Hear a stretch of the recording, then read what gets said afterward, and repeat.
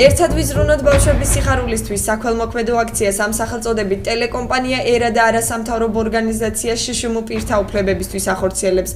წამოწყების მიზანი სოციალურად დაუცველი ბავშვებისთვის საჩუქრების შეგროვებაა. ინიციატივის შესახებ ორგანიზატორებმა სპეციალურად გამართულ პრესკონფერენციაზე ისაუბრეს.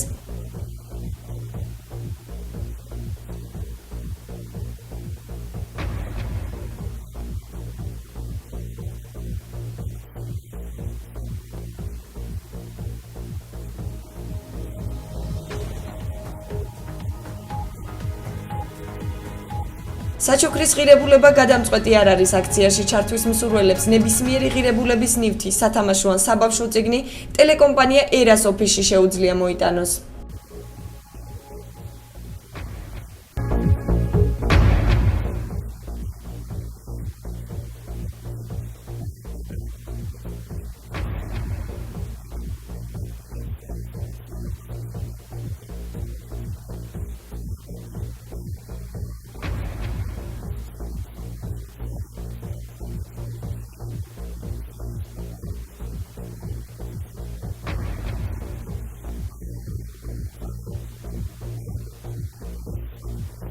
ადამიანური რესურსების საკითხზე მუშაობს შშმ პირთა უფლებებისათვის. არასამთავრობო ორგანიზაციამ სოციალურად დაუცველი და მრავალშვილიანი ოჯახები უნდა მოიძიოს, რომელთაც შეგროვებული ნივთები 23 ნოემბერს გიორგობის ბრწყინვალე დღესასწაულზე გადაეცემათ.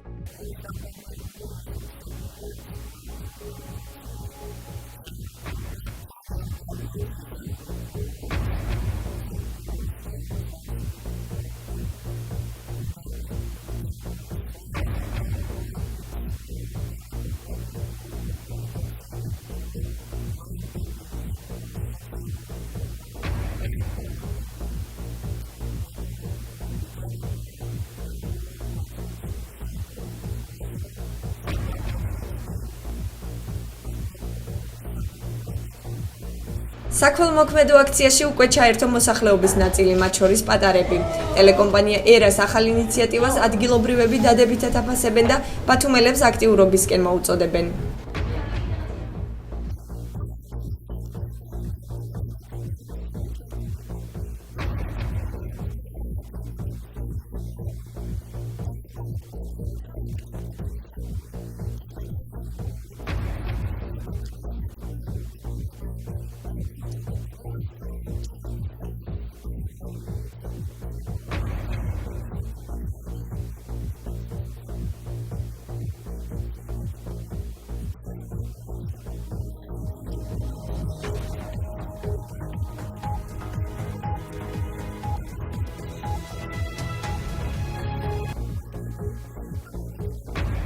რამდენ ბავშვს გადაეცემა საჩუქარი ჯერჯერობით უცნობია. რიცხვს თვენახევრის განმავლობაში შემოსული ნივთების რაოდენობა განსაზღვრავს. მსგავს საქველმოქმედო აქციას ტელეკომპანია ერა საშობაოდაც გეგმავს.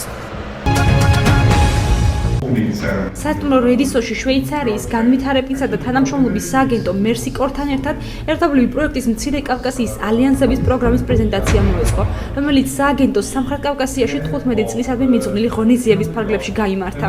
პროგრამის მიზანს საქართველოს სამ რეგიონში, ქვემო ქართლში, სამცხე-ჯავახეთსა და აჭარაში მეცხოველეობის სექტორის მდგრად საბაზრო ეკონომიკაზე გადასვლის ხელშეწყობას წარმოადგენდა. სააგენტოს რეგიონული დირექტორის რუდოლფ შოხის განცხადებით, პროექტის ამოცანა საწარმო ჯაჭვის განვითარება და გაძლიერება წარმოადგენს. 15 წელია შვეიცარიის მთავრობა სამხრეთ კავკასიის რეგიონში ახორციელებს პროგრამებს. ეს პროექტი ამ წლის მარტში გაიხსნა და 5 წელი გაგრძელდება. პროექტი სამ რეგიონში ხორციელდება: სამცხე-ჯავახეთში, ქვემო ქართლსა და აჭარაში. პროექტის ფარგლებში ძირითადი ყურადღება მახვილდება რძიის, ხორცისა და თაფლის პროდუქტების საწარმო ჯაჭვის განვითარებასა და გაძლიერებაზე. როგორც სოფლის მეურნეობის მინისტრის მოადგილემ აღნიშნა, პროგრამაში ჩართვა არა მხოლოდ მცირე მეწარმეებს, არამედ ბაზრის სხვადასხვა მეწარმეებსაც შეეძლებათ. მოცემული პროგრამა მთლიანად შვეიცარიის განვითარებისა და თანამშრომლობის სააგენტოს მიერ ფინანსდება და ბიუჯეტი 7,191,000 შვეიცარიული ფრანკია.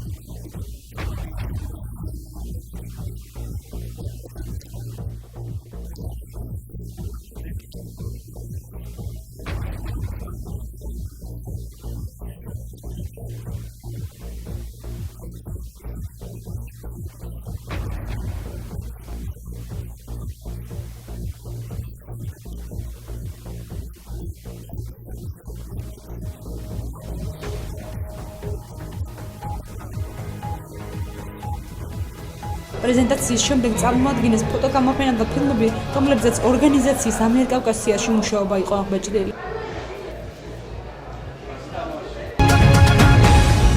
სრულად რეაბილიტირებული სკოლა-პანსიონი მერისში ფრიდონ თურმანიძის სახელობის ქედის მუნიციპალიტეტის სოფელ მერისის საჯარო სკოლა-პანსიონი 130 მოსწავლეზეა გათვლილი. საგანმანათლებლო დაწესებულება 140,000 ლარის ღირებულების ახალი ინვენტარით აღიჭურვა. შენობა აჭარის ავტონომიური რესპუბლიკის თავმჯდომარემ რეგიონის განათლების მინისტრთან გიორგი თავამაიშვილთან ერთად დაათვალიერა. პანსიონის საჯარო სკოლების მშენებლობა რეაბილიტაციის ფარგლებში კეთილ მოეწყო. სამუშაოები კომპანია უნივერსალმა შეასრულა. შენობაში გაყვანილია ცენტრალური გათბობის სისტემა, არის კონდიციონერი, ტელევიზორი და სამზარეულოსთვის და საძინებლისთვის საჭირო ინვენტარი.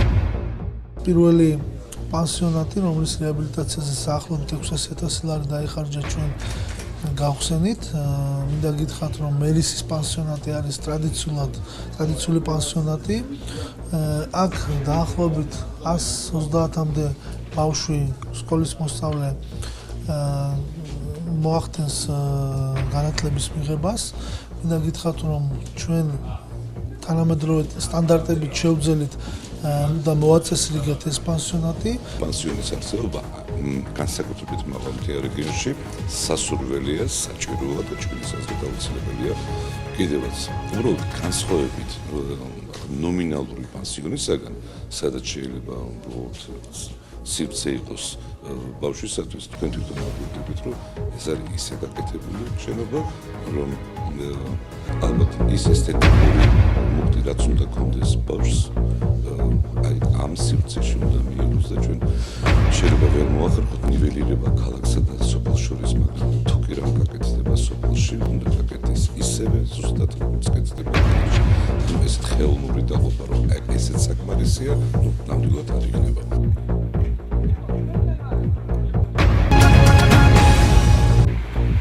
აჭარის მთავრობის თავმჯდომარემ ქედის მუნიციპალიტეტის გამგებელთან ერთად აძჰესის ტერიტორიაზე მიმდინარე ინფრასტრუქტურული და კეთილმოწყობითი სამუშაოებიც მოინახულა.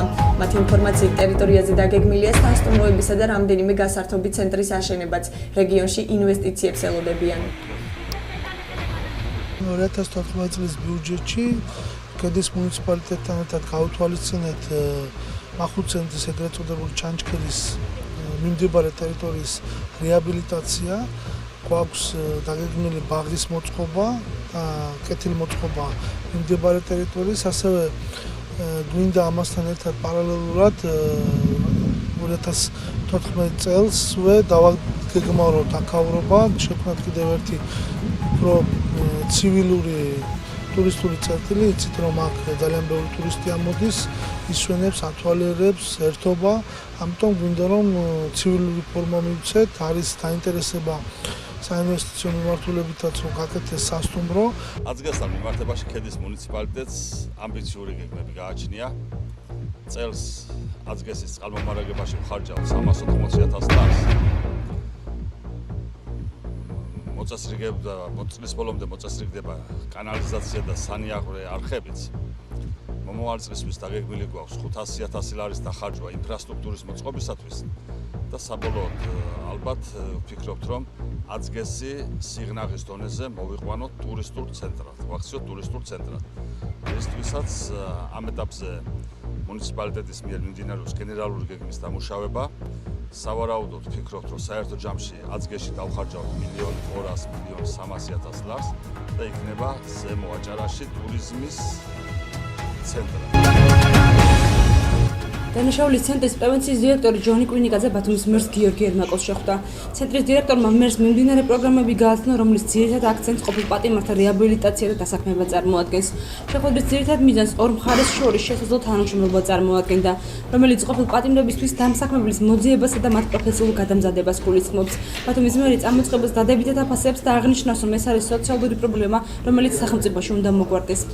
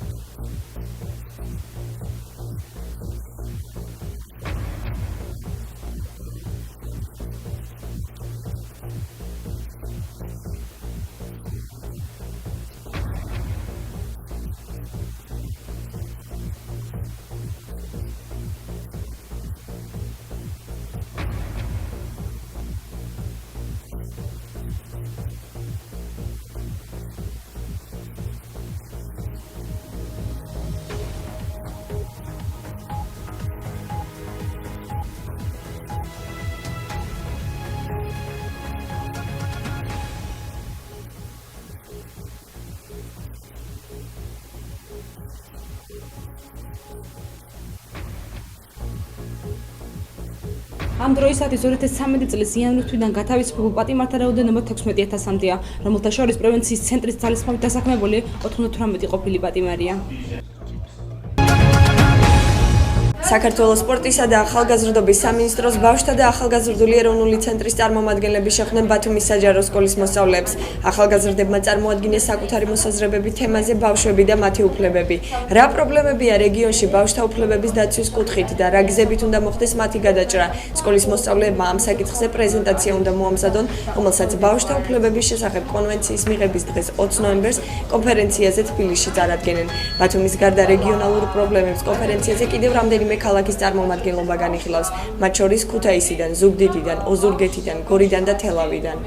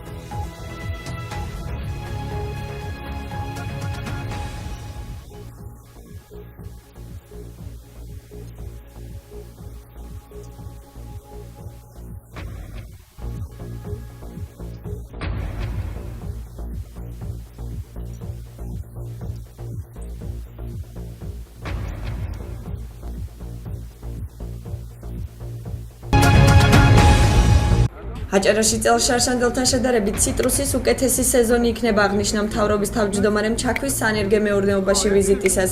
არჩილ ხაბაძე მეურნეობაში ნაადრევი მანდარინის დასაკრეფად ჩავიდა. პლანტაცია 2 წლის წინ პროექტ ემპარდის ფარგლებში გააშენეს.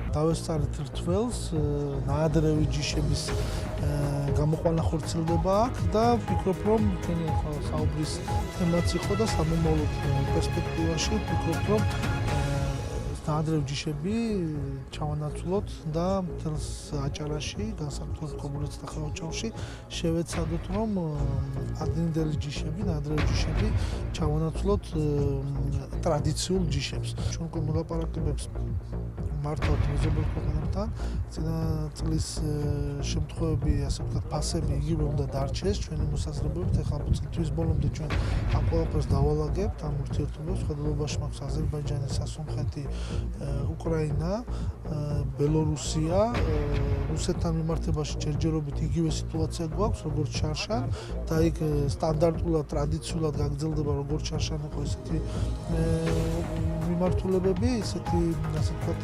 სისტემა და წელს ვფიქრობთ, რომ ამიდების პროგნოზი დადებითი გვაქვს, ვიდრე წინა წელთან შედარებით და უნდა პრობლემად მოახდინოთ ექსპორტი. არჩილ ხაბაძემ ქედის მუნიციპალიტეტში მიმდინარე სარეაბილიტაციო სამუშაოები მოინახულა. აჭარის მთავრობის თავმჯდომარემ სტიქიით დაზიანებულ ზონაში გუნდაურისა და გარეტყის დამაკავშირებელი ხიდისა და გზის მონაკვეთზე მიმდინარე სამუშაოები დაათვალიერა. რეგიონის მთავრობის ინფორმაციით, ქედის მუნიციპალიტეტში სტიქიის შედეგად გამოწვეული ზარალი 370,000 ლარზე მეტია. დაზიანებული გზების რეაბილიტაციაზე აჭარის გზების დეპარტამენტის ქედის განყოფილება კვლავ მუშაობს.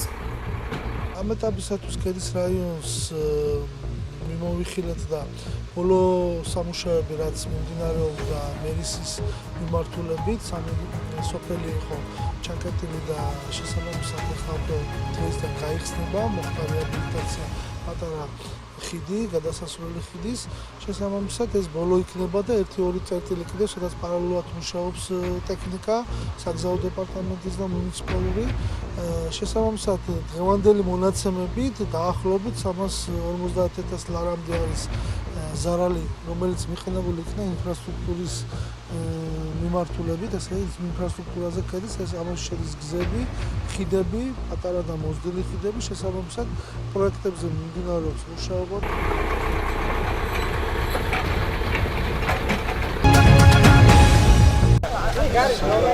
იპოთეკით დაზარალებულთა მორიგი აქცია გაიმართა. ამჯერად ისინი ერას მოედანზე შეიკრიბნენ. მოთხოვნა უცვლელია დაბალპროცენტიანი და გრძელვადიანი სესხი.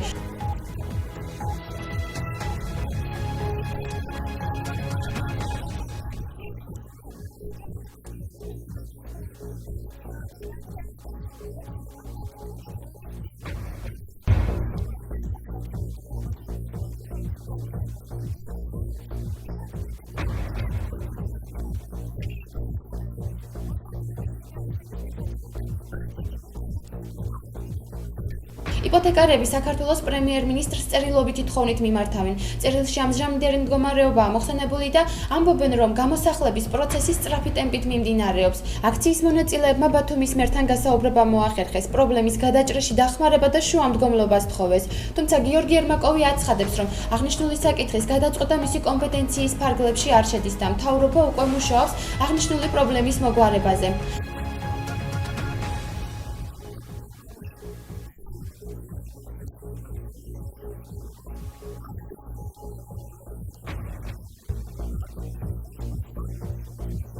სიაში მყოფი 70 ოჯახიდან 15-მდე ოჯახი გამოსახლებულია, ხოლო დანარჩენებს ოქტომბრის ბოლომდე ემუქრებათ გამოსახლება. მოთხოვნის დაუკმაყოფილებლების შემთხვევაში იპოთეკით დაზარალებულები პერმანენტულ აქციებს განაგრძობენ.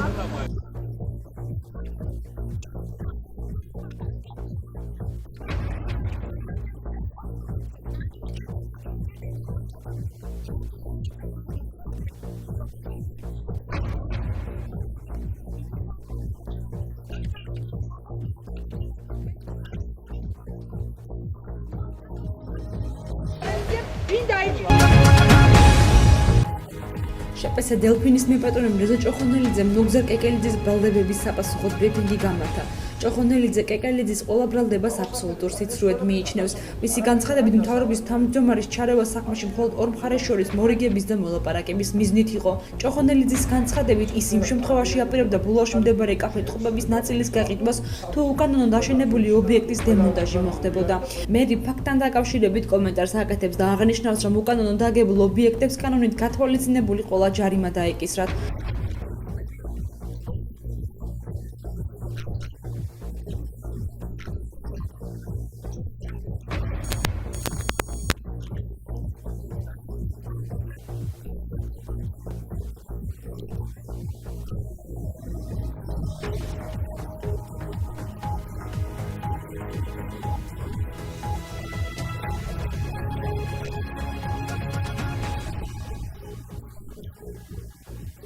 ჭოხონელიძის განცხადებით, ნუგზარ კეკელიძის მიზანს არა მხოლოდ მისთვის, არამედ ხელისუფლებისთვის ჩირკის მოდებას წარმოადგენდა.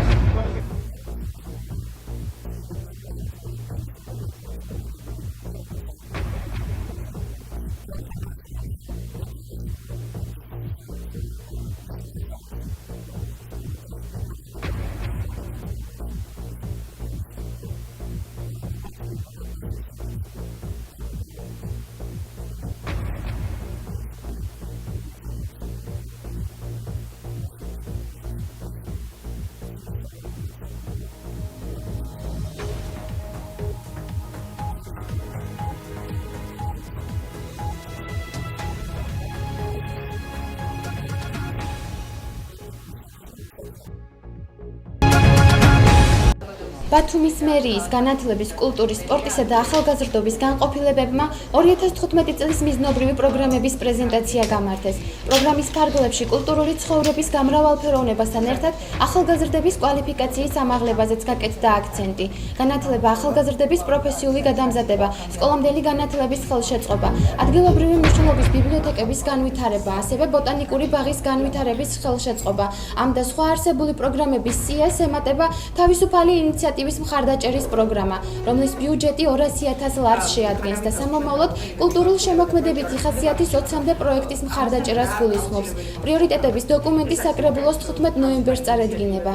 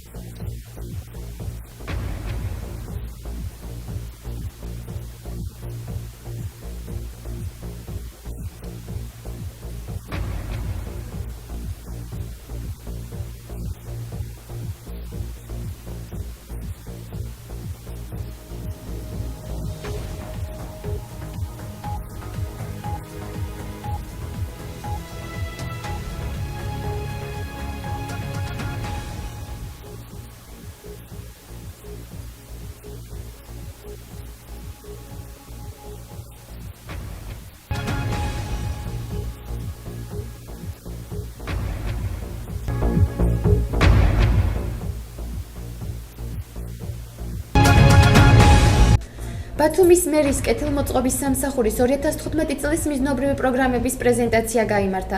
საზოგადოებრივი ორგანიზაციების დაწესებულებებისა და სხვადასხვა დაინტერესებული დაწესებულებების წარმომადგენლები კეთილმოწყობის სამსახურის პრიორიტეტებსა და დაგეგმილ ღონისძიებებს გაეცნენ. გაგრძელდება ის პროგრამები, რომლებიც აქამდე მიმდინარეობდა. 2015 წლის მიზნობრივ პროგრამებს შორის დაგეგმილია საბავშვო ბაღების შენობების რეაბილიტაცია, კომუნალური ინფრასტრუქტურის რეაბილიტაცია, ქალაქის სანიტარული დასუფთავება, გარეგანათების რეაბილიტაცია და ექსპლუატაცია, საპროექტო სახარჯთაღრიცხვა დოკუმენტაციის შედგენა და ტექნიკური ზედამხედველობის საკითხები, ქალაქის გაფორმება, სასპორტო და დასვენების ობიექტების ქვეპროგრამა. პრიორიტეტულია წყლისა და მიწისქვეშა კომუნიკაციური სისტემების მოწყობა. მიმდინარე წელს კი ჭაობის უბნის რეაბილიტაცია დაიწყება.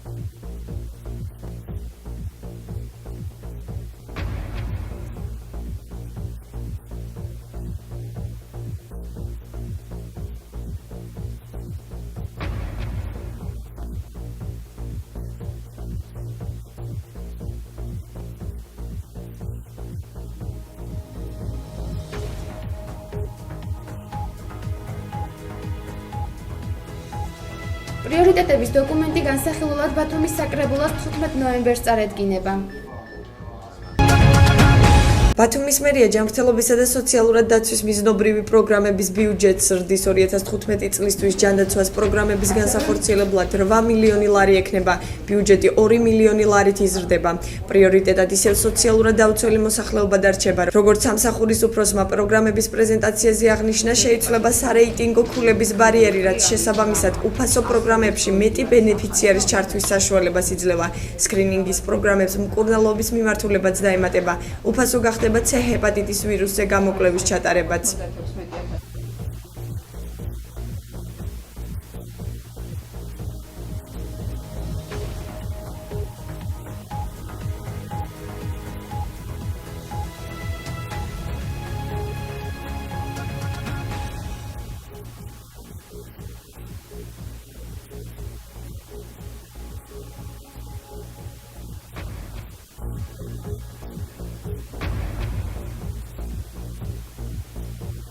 ჯანდაცვის სფეროში დასახულ პრიორიტეტებთან დაკავშირებით შენიშვნები და რეკომენდაციები ჰქონდათ შეხვედრაზე მიწვეულ არასამთავრობო ორგანიზაციის წარმომადგენლებს. თანაც დამფუძნებელი სოციალური ტაქსის შექმნის ინიციატივით გამოვიდა.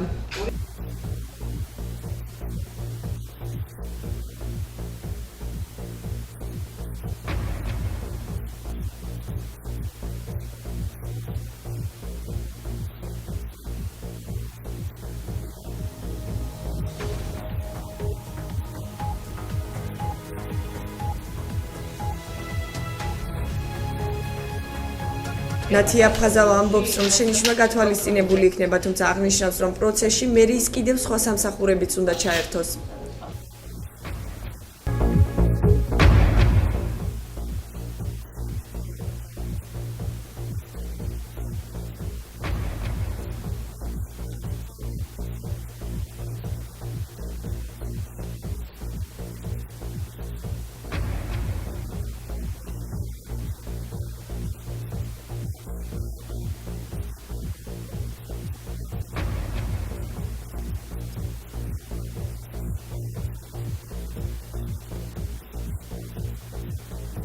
პრიორიტეტების დოკუმენტი ბათუმის საკრებულოს 15 ნოემბრამდე წარედგინება.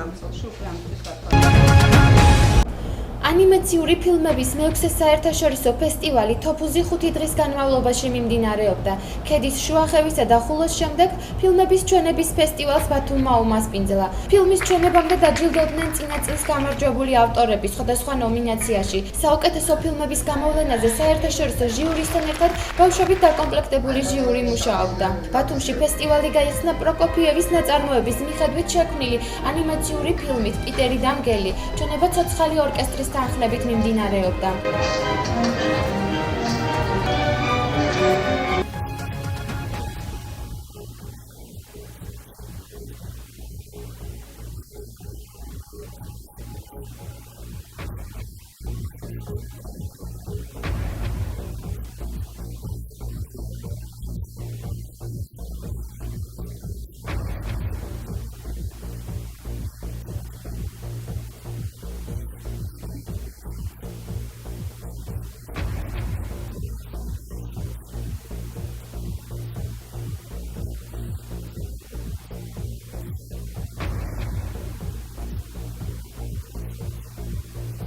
ფესტივალის ფარგლებში გაიმართა ვორქშოპები, სპეციალურად მოწყობილ კარვებში ბავშვები თავად იღებდნენ მონაწილეობას ანიმაციის შექმნაში. საზეიმო მსვლელობებით ხდებოდა გადაადგილება კინოთეატრ აპოლონამდე, სადაც ფილმის სეანსები მიმდინარეობდა. მრავალფეროვანი პროგრამის ფარგლებში 438 ფილმიდან 105 აჩვენეს, რომელიც 58 ქვეყანამ წარმოადგინა.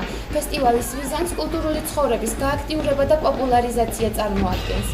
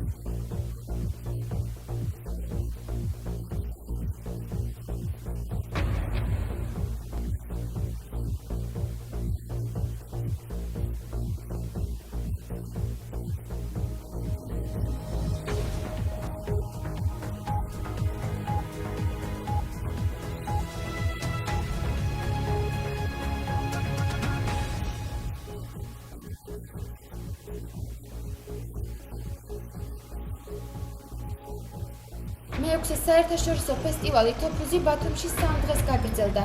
ანიმაციური ფილმის ფესტივალი გუშინ 11 ოქტომბერს დასრულდა.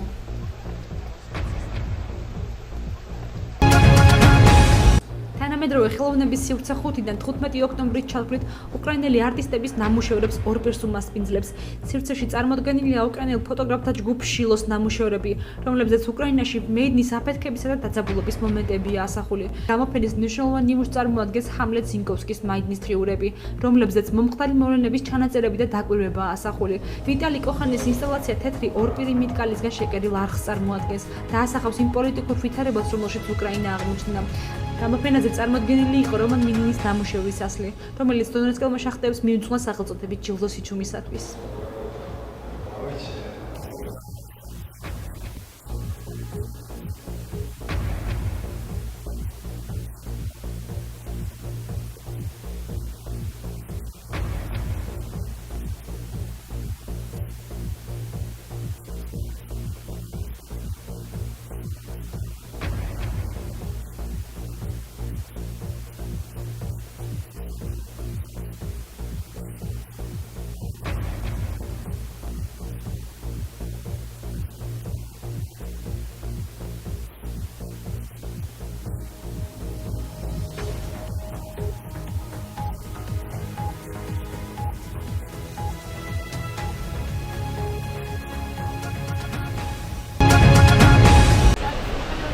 გიყვარდეს ბათუმი და უყვარდე მასაც.